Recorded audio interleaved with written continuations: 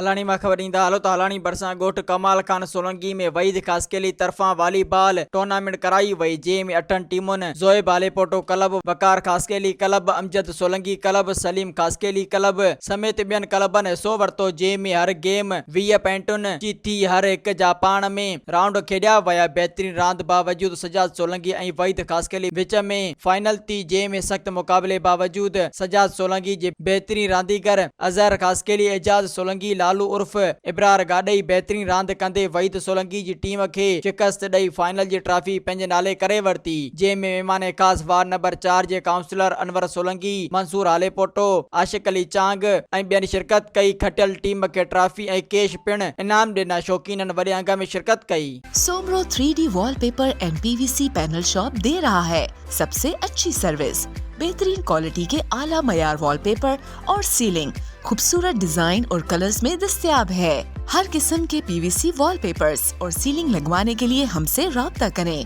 हैदराबाद, कासिमाबाद, लतीफाबाद, जामशोरो, मीरपुर खास और सिंध के मुख्तलिफ शहरों में सर्विस मौजूद है। Soomro 3D wallpaper and PVC panel. राब्ता नंबर रंजन अली सोमरो 0333 370 2516, व्हाट्सएप 0333 370 7886।